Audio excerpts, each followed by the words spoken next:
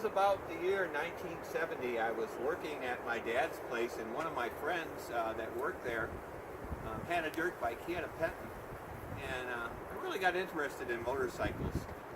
He had a 305 Honda Scrambler 1966, which is a really heavy bike, and I thought, well, I'll buy it and ride with him. Well, I bought that bike, and it really wasn't a dirt bike, so sold that and bought a 100cc Kawasaki G4TR, which is a really small, almost like a mini bike, and I rode that for a while, and I realized that I was way too big for that bike.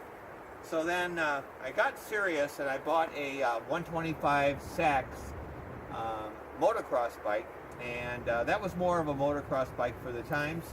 And so even though I was so big, I decided that I was going to race that 125, which I did. And I did pretty good in my first motocross race. And even though it was on a 125, it was a muddy place, and I could get around pretty good against the little guys. Then I started getting a little bit more serious. I bought a Husqvarna 250 CR, which was a lot faster. It was the state-of-the-art bike at the time, 1972, I believe it was. And I never raced that, but it really didn't have enough power for me now that I was really getting into dirt bikes. So I traded that in, and I bought a 400 CR Husqvarna, and I raced that quite a bit. I did pretty good.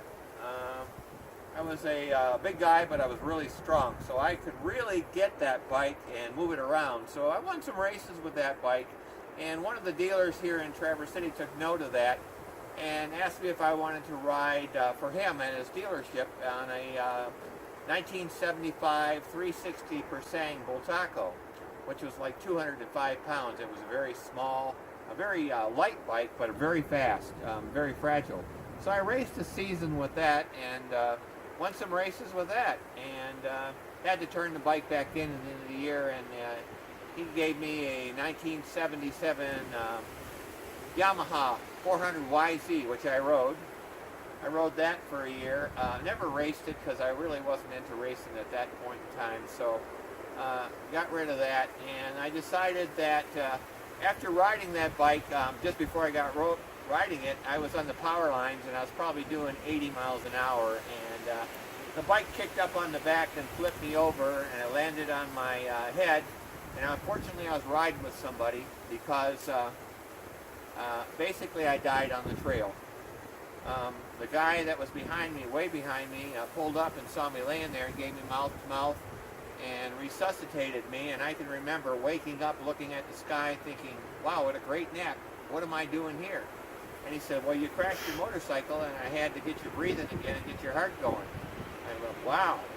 So I ended up with a double concussion, and I thought, well, you know, I've crashed so much during the years of all my racing and everything that I decided to give it up. So I gave up the dirt bike. I bought a trials bike. I played around with that a little bit, but not really anything serious. And then I got back into dirt biking around 2002, where I bought a 2002 Kawasaki KDX 220 because I wanted to do the trail riding around the trails around here. And that was a fun bike. It was a two-stroke, but I met another guy who had a KTM, and I really liked that. So lo and behold, my wife went to the dealership and bought me a brand new 2007 450 KTM EXC, which I have today, and I ride that all around. I've got over 20,000 miles on it, and I really enjoy it. I really enjoy riding on the trails. It kind of gives me in the outdoors, and I get to see a lot of things.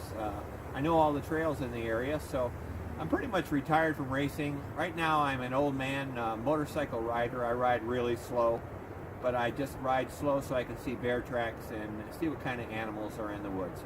Anyway, that's my motorcycle story.